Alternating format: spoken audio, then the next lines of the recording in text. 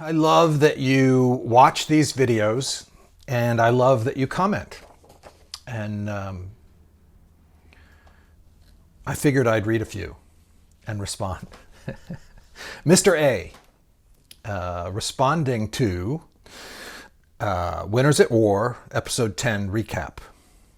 He says, Richard, your fan base may enjoy a segment in your recaps to include a Q&A from our questions.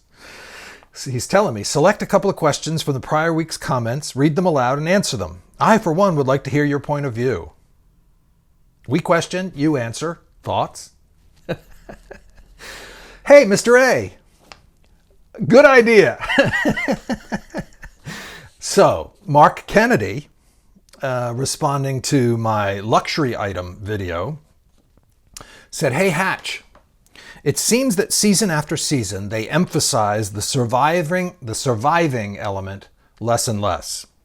Is the game easier than it was? Or is it just a shift of focus and the players are just as vulnerable as previous seasons? Okay, Mason Kennedy, this is, I think, a really, really interesting and valuable question. And here's why. When I played Survivor, we received almost no food. There were some things that we could win in challenges, but it was really, really difficult. I lost more than a pound a day. No jokes about how that was easy and good for me. It still hurt, but I was happy with it. But anyway, listen, that was my experience. That was our experience. When Survivor players following season 1 up until today go on to the show and engage and play, it isn't that they have my experience to compare to their experience. They don't. All they have is their experience. So often, which is the worst? Wasn't yours tougher than it is now? No. When you don't have the data and the information, you can't really feel it, live it, as way as might really be rational. If you aren't living in Brazil in a favela, I think that's what they're called, with no running water and in intense poverty, hungry all the time, you can't compare your fortunes to that. You can kind of imagine, I wish people didn't have to suffer. But you don't go through your day thinking, I'm not going to eat only half this apple and then throw it away. That's crazy to waste that food that would have been what a kid might have to prevent him from feeling hunger for a day or more. We don't as humans have that capacity. So without getting more deep than I already have, each person who goes on Survivor, regardless of the season, has his or her own experience. And Mason's asking if they emphasize the Survivor element less and less. Is the game easier now than it was? No.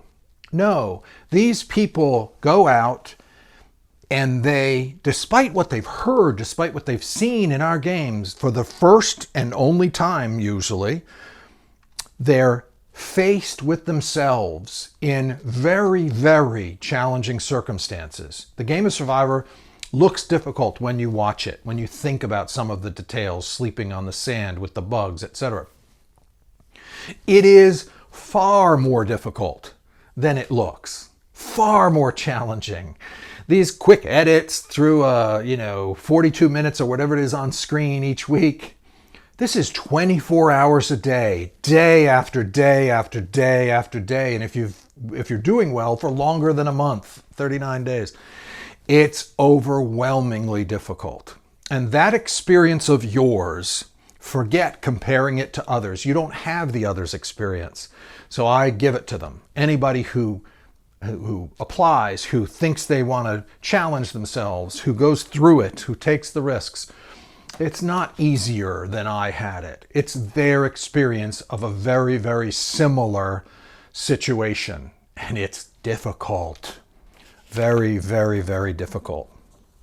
So the players are just as vulnerable, I think, as any of us who've ever played. And they each have to come prepared to deal with those vulnerabilities, to overcome the temptation to lose it, to be overly emotional and expressive. You can't, or you shouldn't, if you want to play the game well. Good question, Mason. Thank you. Dean Dagan, responding to my video, Thoughts About Infinity. He says, you should do podcasts and debate or have a deep conversation with people. I think having someone debating your ideas would be great to listen to. Thanks, Dean. I'd love to do that. My producer and I were talking about how we can make sometimes these videos, this time we spend communicating with the audience, a little more meaningful, and what might be more kind of long-term fulfilling. And certainly meaningful engagement for me is always welcome. So I think that's a great idea, to somehow have some kind of an exchange, some kind of an interaction in which we get real-time, meaningful back and forth.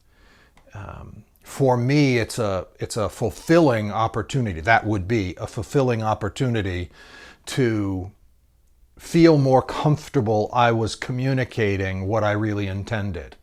Lots of times, as one of the other viewers pointed out, I'll say to you as I'm filming these videos, do you understand that? Are you following? I'm not sure I said it the way I wanted to. And that's not a dig on any of you. That is more my own kind of wondering, have I been as clear or accurate as I wanted?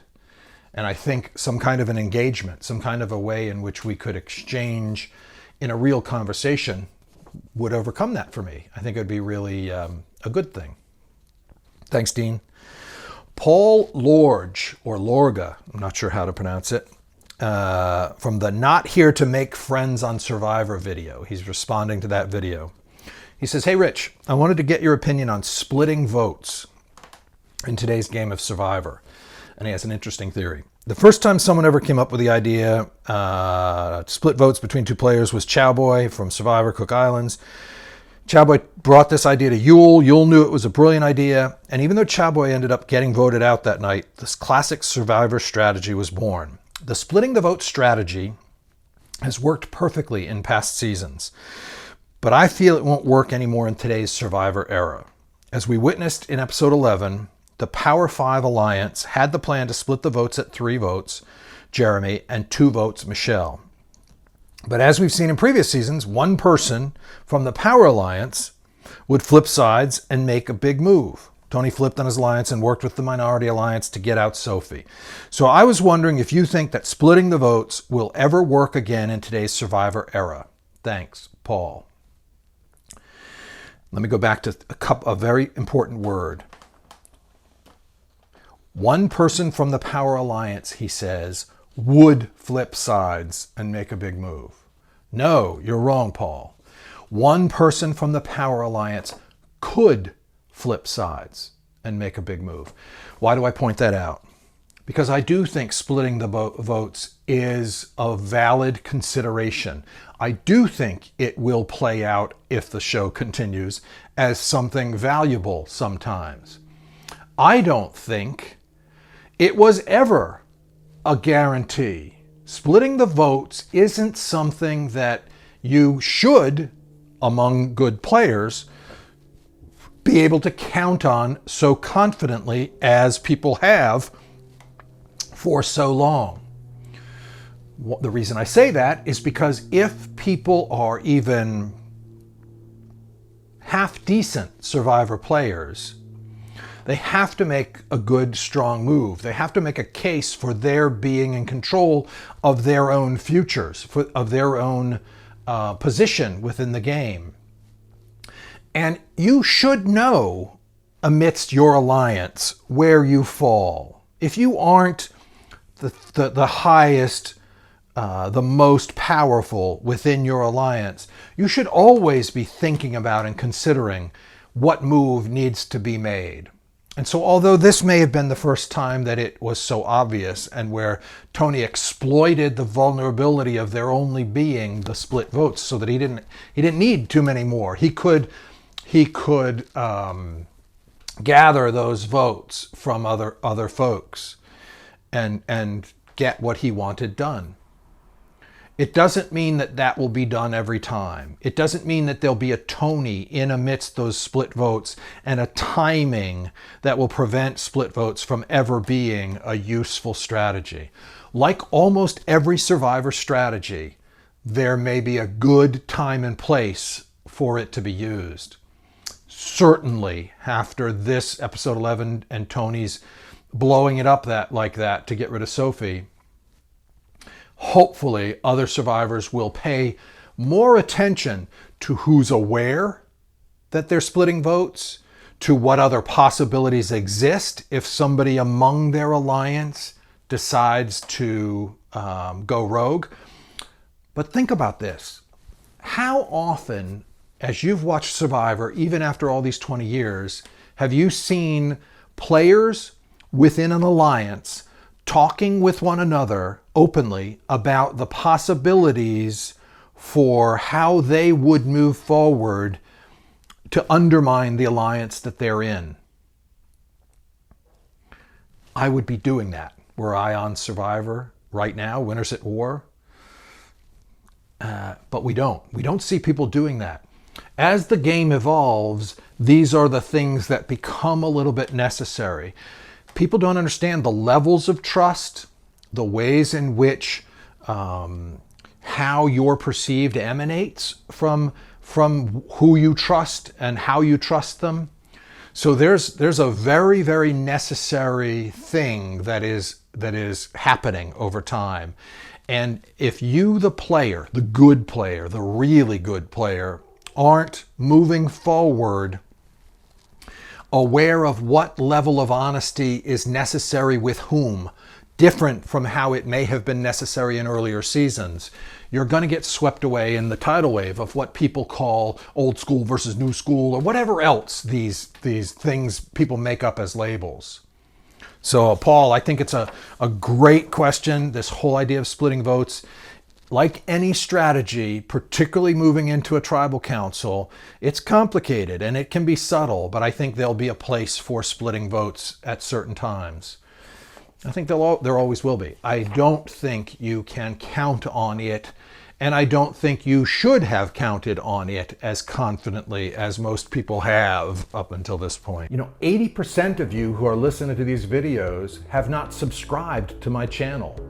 Please subscribe. Just hit the subscription button and hit the notification button, and you'll be informed when I have another video up for you to listen to. After you've subscribed, comment.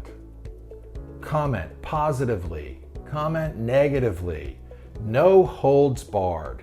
Just say what you're thinking. That's what will make our exchange even more valuable. As I'm able, I'll create new videos responsive to that commentary. So like away, or dislike, on that rare occasion you may feel the need to do so. But either way, thank you.